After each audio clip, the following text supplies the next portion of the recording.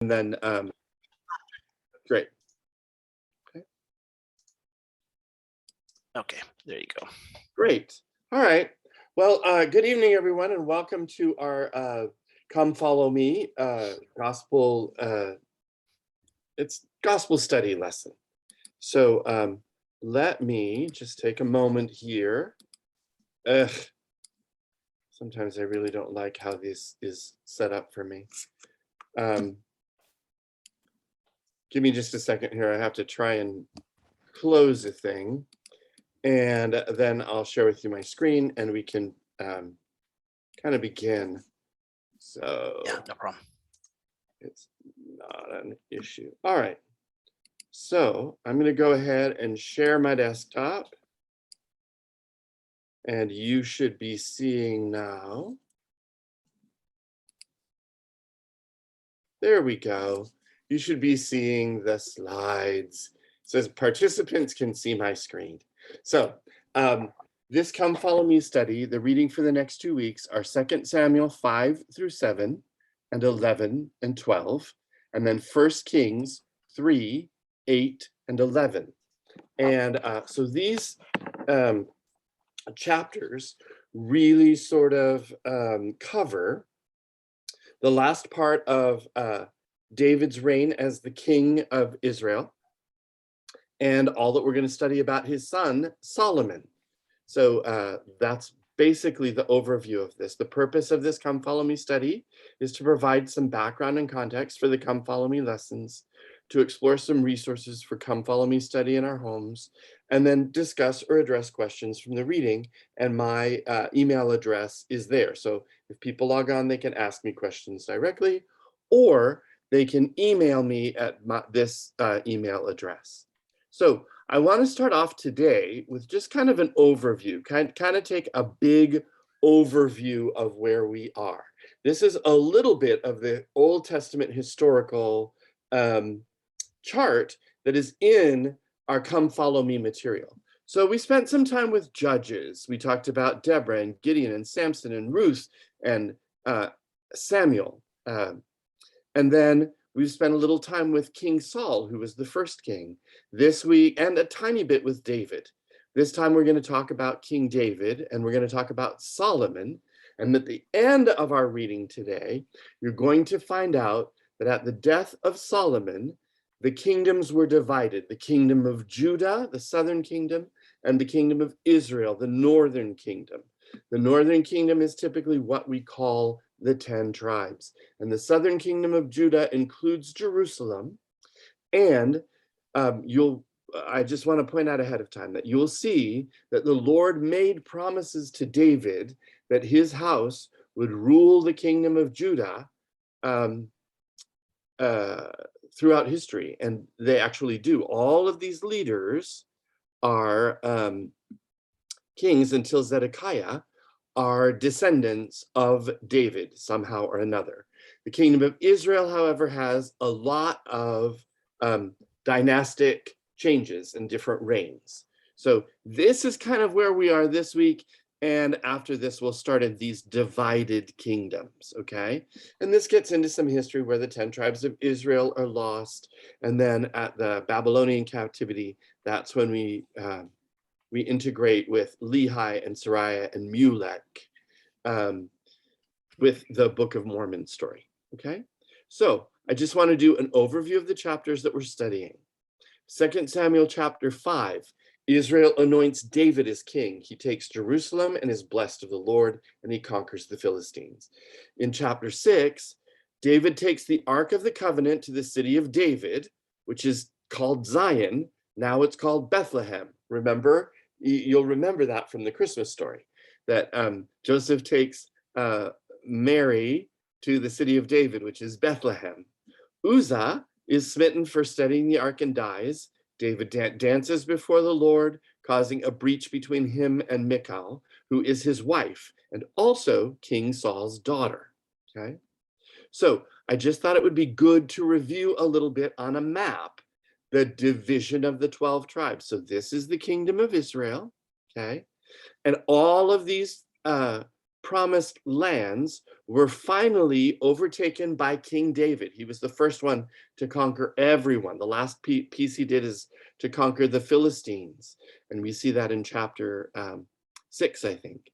But after David's son Solomon's reign, the kingdom is divided to the northern kingdom of Israel, which includes in a large portion the descendants of Joseph, Manasseh and Ephraim, okay? And then this is the southern kingdom, which is mostly the tribe of Judah. And here's Jerusalem, here's Bethlehem, and here's Hebron. And we'll see those three names happen in the next chapters.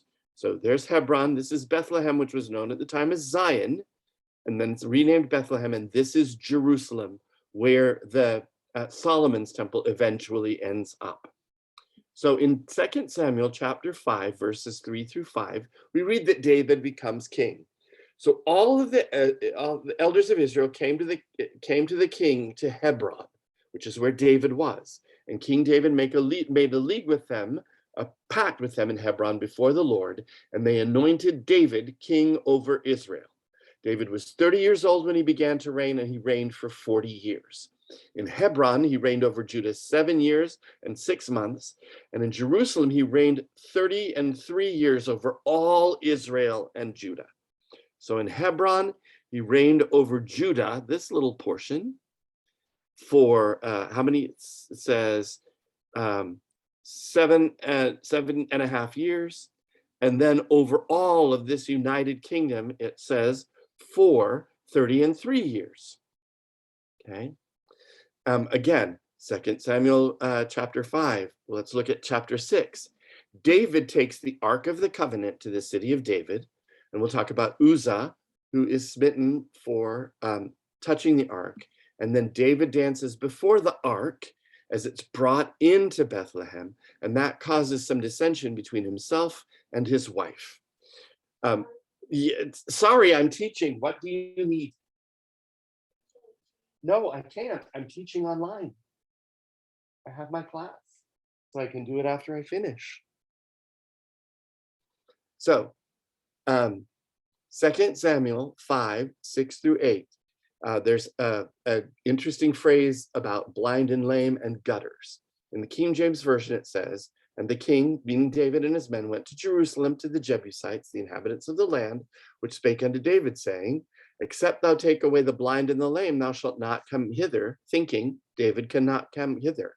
The Jebusites were in control of Zion and that area, Bethlehem. Nevertheless, David took the stronghold of Zion, the same as the city of David.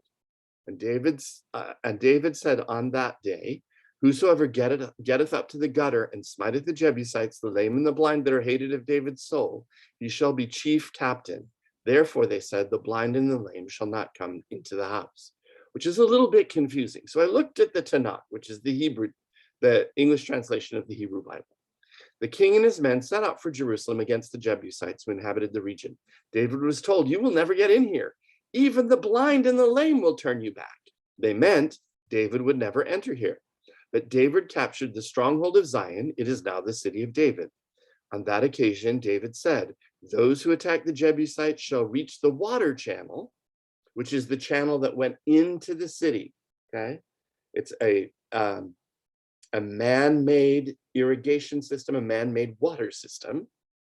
Shall reach the water channel and strike down the lame and the blind who are hateful to David, hateful of David. That is why they say, "No one who is blind or lame may enter the house."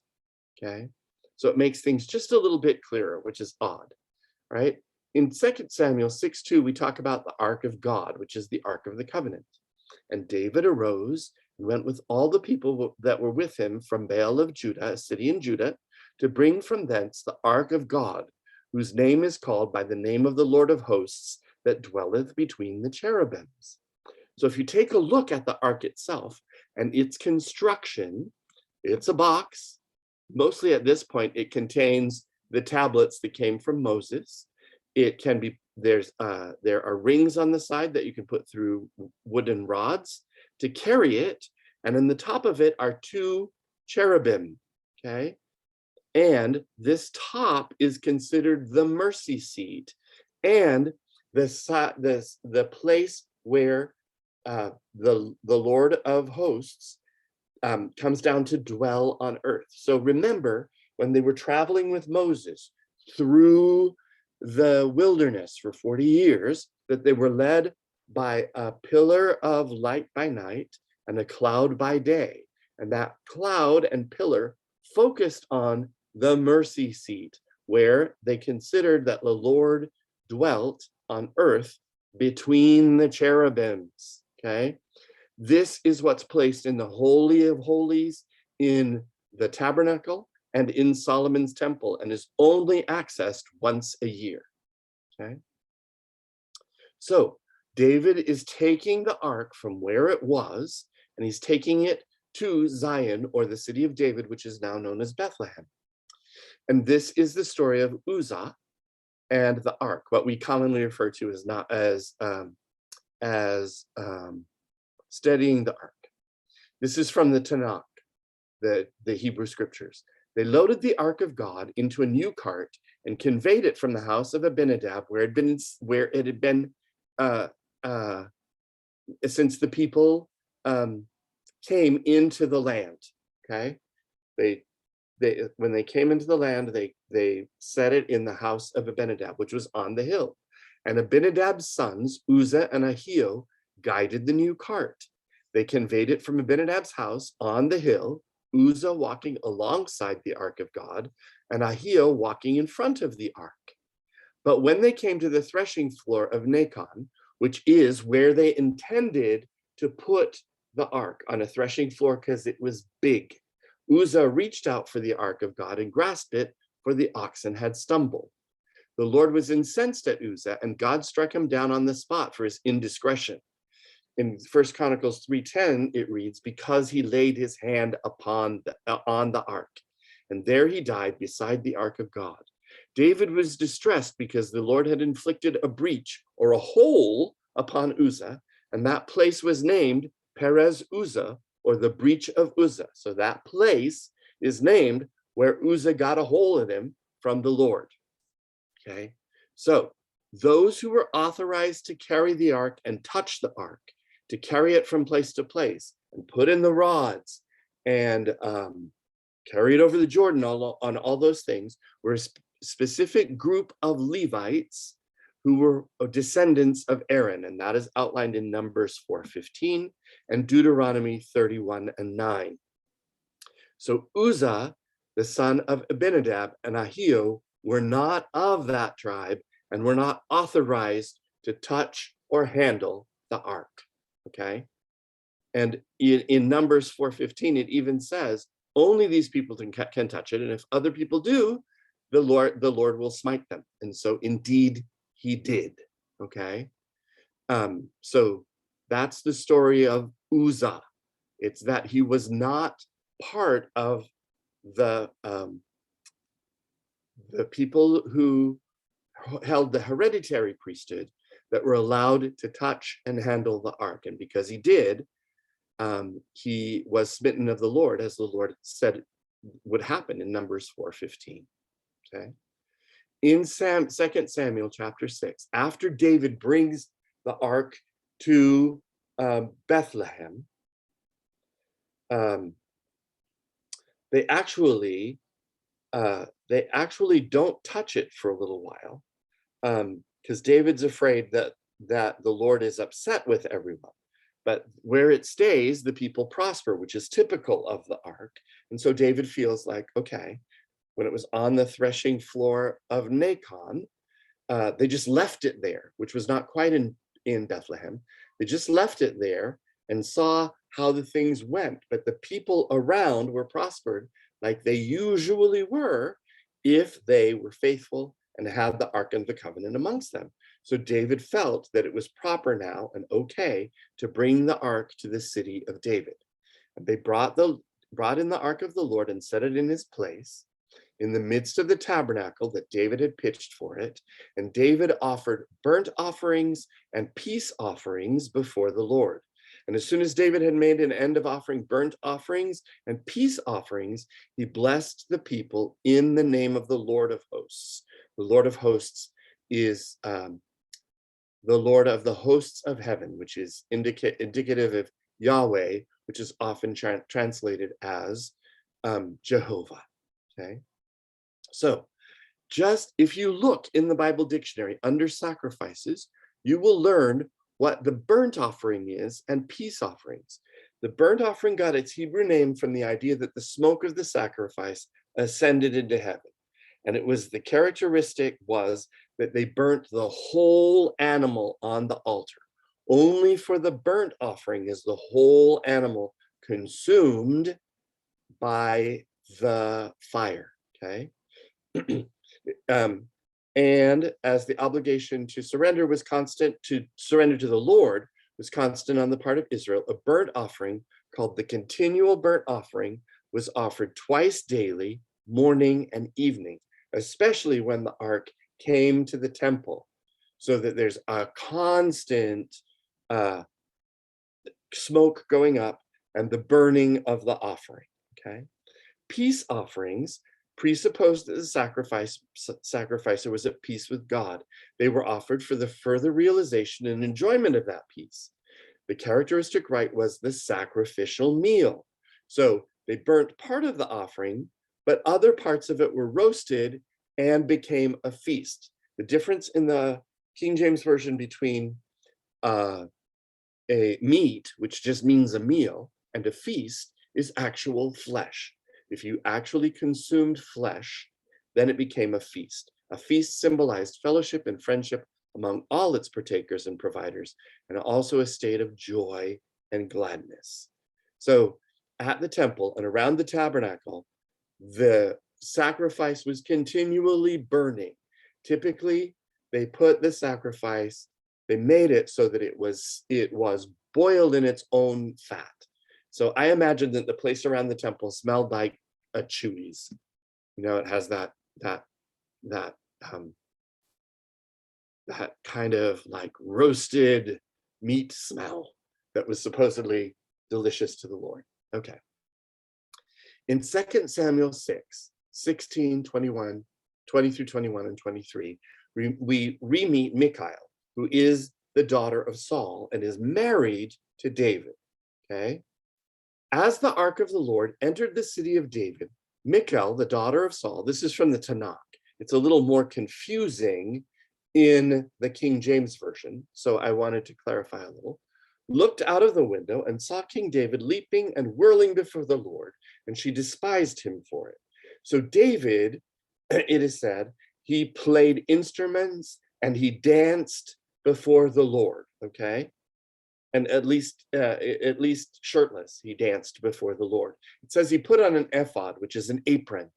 So he put on an apron, and he went home to greet his household. And Michal, the daughter of Saul, came out to meet David and said, "Didn't the king of Israel do himself honor today, exposing himself today in the sight of the slave girls of his subjects, as one of the riffraff might expose himself?"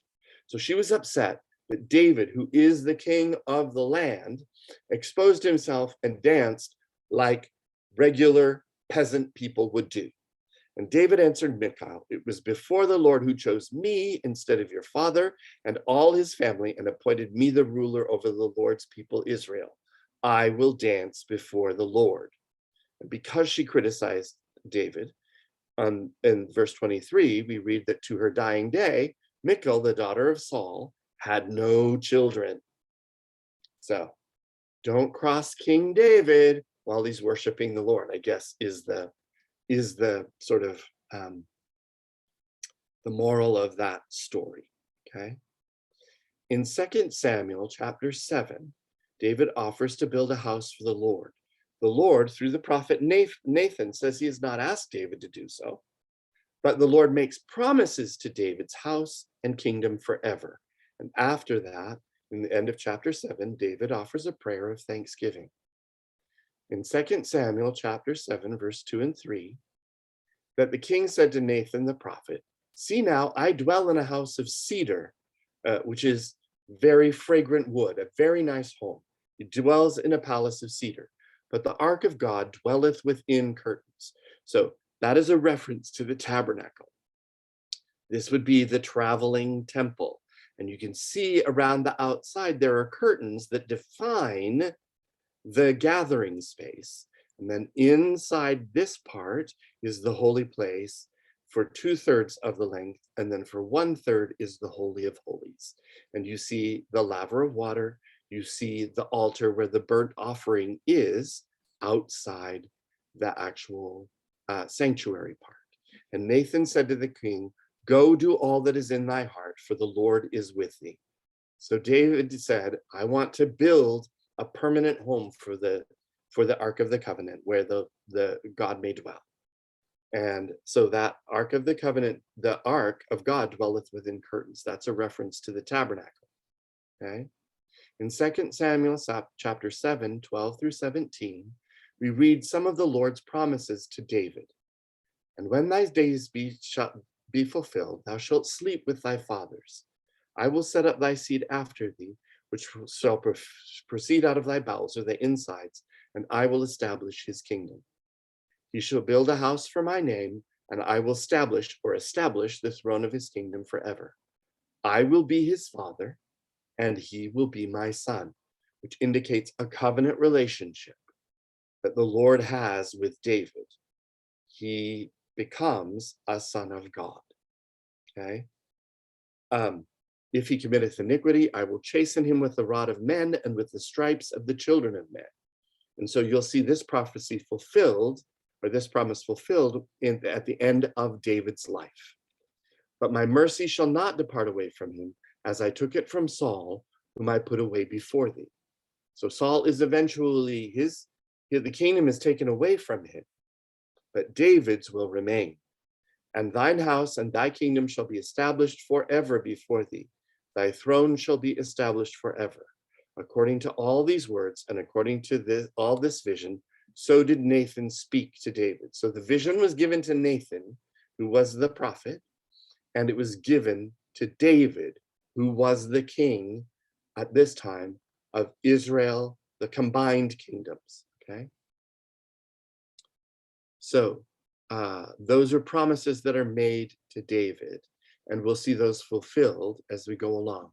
The next story we come to is a story that I'm sure will be talked about in gospel doctrine class, and probably will be. 2 Samuel chapter 11 and 12. David lies with Bathsheba and she conceives. He then arranges for the death in battle of her husband Uriah.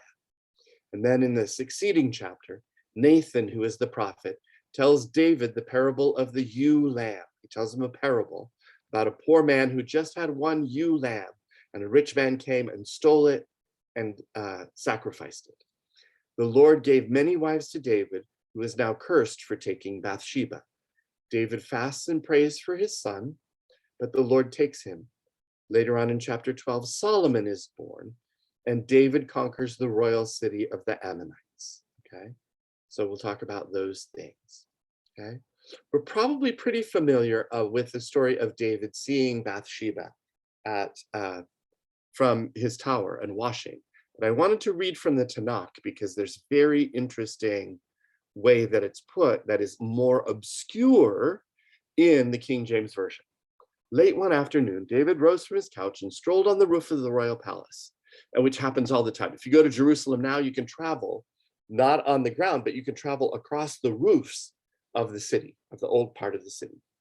And from the roof, he saw a woman bathing. There's an asterisk there for an important reason. The woman was very beautiful.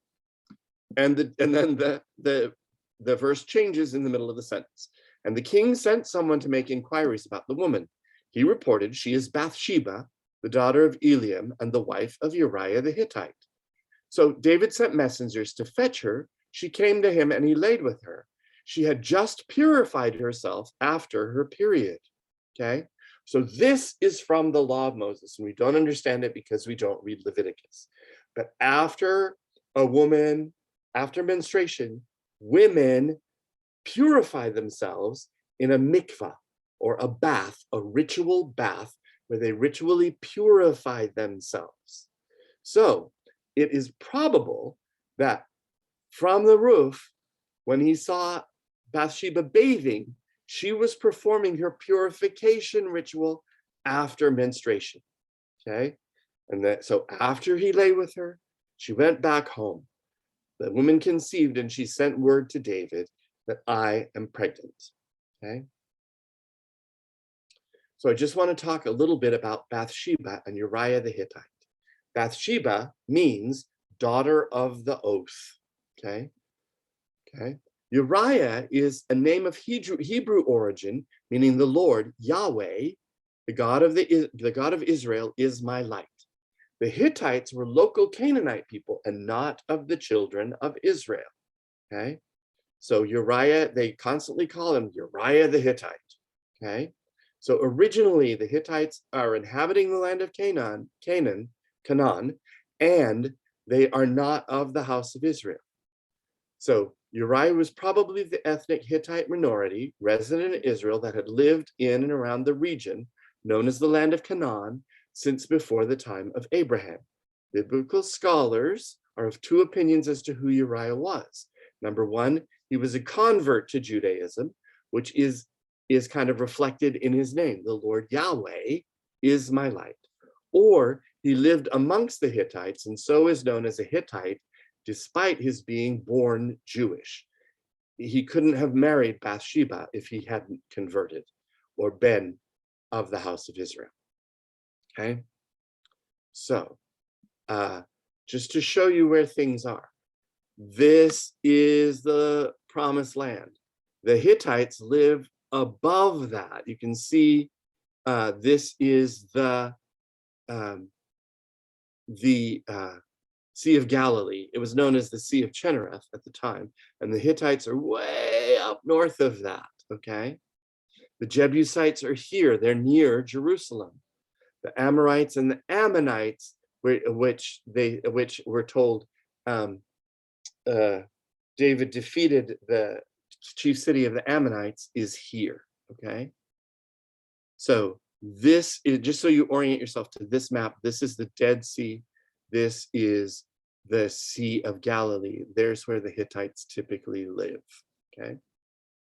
All right, and again, this is Hebron, where the Ark of the Covenant started, and it goes to Bethlehem, and when Solomon builds his temple, it goes to Jerusalem, okay? Okay. In Samuel chapter 11, verses 26 through 27, and when the wife of Uriah, who is Bathsheba, heard that Uriah, her husband, was dead, she mourned for her husband. We all know the story that Uriah is a leader, a battle commander, and David sends Uriah to the battlefront against the Ammonites, and Uriah is killed in that battle, okay? And after he's killed, she mourns for her husband, and when the mourning was past, which is prescribed in the law of Moses, David sent and fetched her to his house, and she became his wife and bare him a son. But the thing that David had done displeased the Lord, okay? All right, so let's look at what exactly displeases the Lord according to the scripture. This is 2 Samuel chapter 12, 7 through 9. This is the Lord's complaint against David. So he sends Nathan the prophet to tell David a story about a poor man who has just one ewe lamb that he's going to sacrifice, saving for his family, so poor.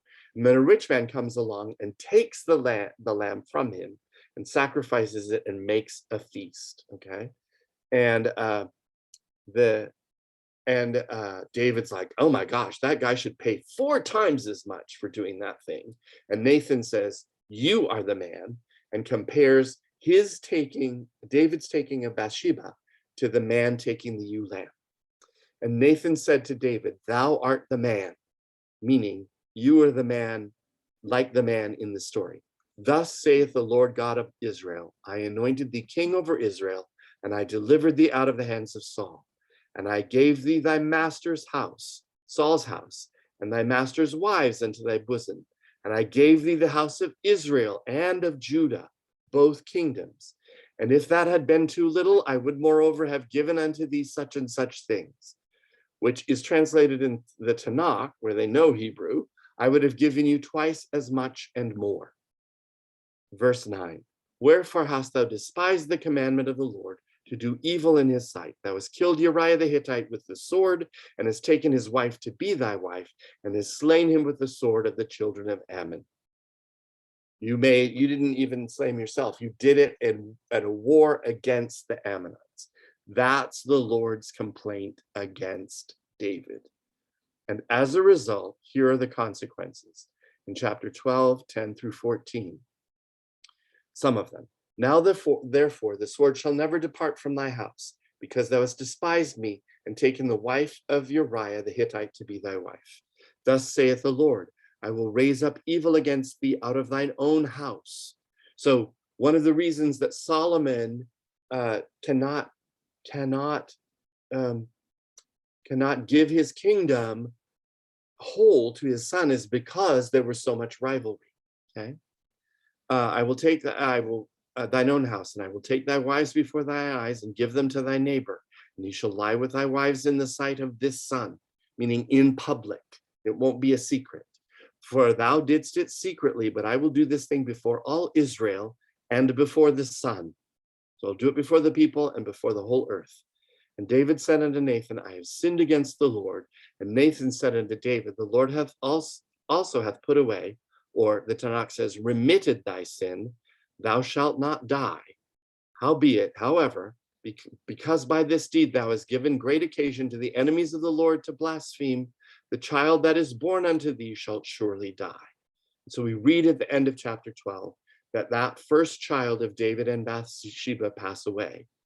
And there's a story about David fasting until the child dies, and then he eats. And some of his servants are like, why are you eating? And David said, well, before he died, I fasted so I could plead with the Lord for his life. Now that he's dead, there's nothing more that I can do. Okay. So at the end of 2 Samuel chapter 12, Solomon is born.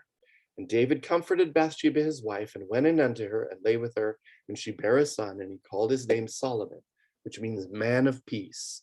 And the Lord loved him. And he sent by the hand of Nathan the prophet, and he called his name Jedediah, beloved of the Lord, because of the Lord. So Nathan said his name is going to be Jedediah, beloved of the Lord. Okay. So here's a thing I want you to remember about Bathsheba. I know we'll talk about David and temptation and all this stuff, and losing exaltation. But here's some things that I want you to remember. That both Ruth, who we talked about before, and Bathsheba appear in the genealogy of Jesus Christ in Matthew chapter 1, verses 5 and 6. In 5, and Salmon begat Booz or Boaz of Rahab, and Booz or Boaz, there was a great vowel shift in the language between the Old Testament and the New Testament. So they pronounce things a little bit differently. Begat Obed of Ruth, and Obed begat Jesse. Jesse is the father of King David. And Jesse begat David the king, and David the king begat Solomon of her that had been the wife of Urias, who is Uriah. So these people that we read about, these women that we read about in the Old Testament, figure in again in the genealogy of Christ's earthly ancestors, Ruth and Bathsheba. Okay, moving on to Kings. In Kings, we start to encounter Solomon. In chapter 3, we just read 3 chapters, a beginning, middle, and end chapter. In the beginning, Solomon loves the Lord and keeps his commandments, and the Lord appears to Solomon. He promises him a wise and understanding heart. And then Solomon judges between 2 harlots and determines who is the mother of a child. That's a famous story that you probably heard in primary about Solomon. There's 2 women who both have children, and one of them is killed, and both women claim the living child to be their own. And Solomon says, okay, here's what we'll do. We'll cut the kin in half, and you can each have part. And one of the women says, no, don't cut him in half. And he determines that that is the true mother of the child. Okay. I'm sure you'll go over that story, right? But this is the beginning. In chapter 3, verse 5, in Gibeon, the Lord appeared to Solomon in a dream by night, and God had said, ask what I shall give thee. So the Lord appears to Solomon a couple of times. This is the first time. And now, O Lord my God, thou hast made thy servant king instead of David my father, and I am but a little child, and know not how to go out or come in. That phrase is idiomatic in Hebrew, which means I have no experience with leadership. I can't even tell, I can't go in or come out. I have no experience with leading. Give therefore thy servant an understanding heart to judge thy people, that I may discern between good and bad. For who is able to judge this thy so great a people?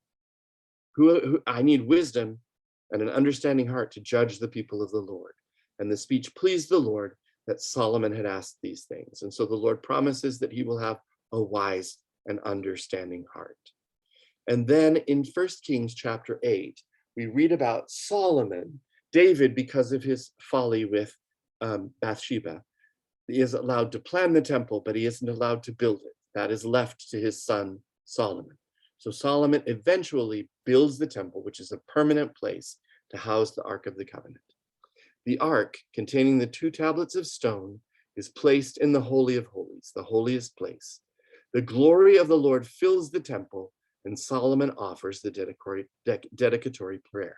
The glory of the Lord is the shadow, the cloud by day, and the pillar of light by night that shows the presence of the Lord is in the temple that Solomon built.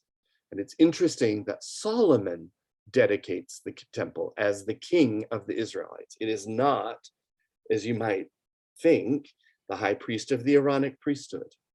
It is not any of the itinerant prophets who were called, like Nathan, who were called to speak to Solomon.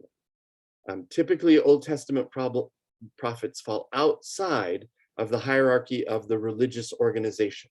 They're there to criticize mostly and to call them to repentance. As part of it, he asked for temple and spiritual blessings upon repentant and prayerful Israel. The people sacrificed burnt offerings and worship for 14 days at the dedication of the temple. So Solomon builds a temple. It's a permanent structure. And we see that it's very much like the tabernacle. Here's the laver of water. Here is the altar where the burnt offerings are offered. Okay, this is the door of the temple. And this whole court is inside of a wall rather than a wall of curtains. This is the holy place. And on this side are the candlesticks that burn olive oil. Okay, these are the candlesticks that went out. And when the second temple was rededicated, they only had oil for one day, and they managed to light the candles for 8 days, which is why we have Hanukkah. Okay, and on this side you can't see it very well, but this is the table of the showbread. This is an altar of incense that's before the curtain that covers the Holy of Holies, and inside the Holy of Holies is the Ark of the Covenant. These outside basins were to help clean the priests who made sacrifices, animal sacrifices, all along here. Okay, because only the Levites were allowed to make the sacrifices. Okay, so it's a permanent house. In 1 Kings chapter 8, 10 through 11, and it came to pass when the priests were come out of the holy place, that's this section, when they were come out of here, not the Holy of Holies, but the holy place. This is where John's father Zedekiah is when John the Baptist's father is Zedekiah. He's not in the Holy of Holies, he's in the holy place. Okay. The cloud filled the house of the Lord, so that the priests could not stand to minister, remain standing to minister because of the cloud. For the glory of the Lord, the glory of the Lord had filled the house of the Lord, indicating that the Lord had accepted their sacrifice. In 1 Kings 8, 22 through 54 is Solomon's dedicatory prayer of the temple, which I think is interesting. And as a study activity, I would suggest that you compare this dedicatory prayer to Doctrine and Covenants section 109, which is Joseph Smith's Kirtland Temple dedication. You will see a bunch of similarities in the wording of those temple dedication prayers. And in fact, modern dedicatory prayers are based on Solomon's dedicatory prayer through Joseph Smith's Kirtland Temple dedication. Okay.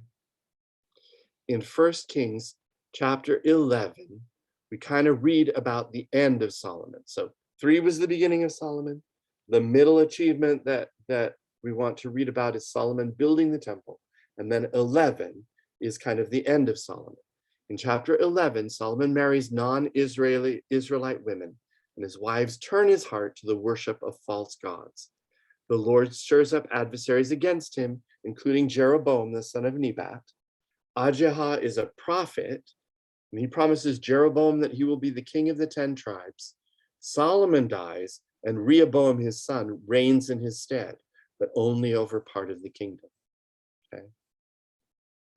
In 1 Kings 11, 4 and 9 through 10, for it came to pass when Solomon was old that his wives turned away his heart after other gods, and his heart was not perfect with the Lord his God, as was the heart of David his father. So even though David committed wrong, his heart was always complete or perfect with the Lord, according to Kings. And the Lord was angry with Solomon because his heart was turned from the Lord, the Lord God of Israel, which had appeared unto him twice. Okay? The Lord had appeared unto Solomon twice and had commanded him concerning this thing in both visions that he should not go after other gods, but he kept not that which the Lord commanded. Okay? And so now you're going to see the prophecy that was given to David fulfilled. Wherefore the Lord said unto Solomon in 11 through 13, forasmuch as this is done of thee, thou hast not kept my covenant and my statutes, which I have commanded thee, I will surely rend or take the kingdom from thee, and will give it to thy servant. Notwithstanding in thy days, I will not do it for David thy father's sake. It won't happen during your lifetime, but I will rend it out of the hand of thy son.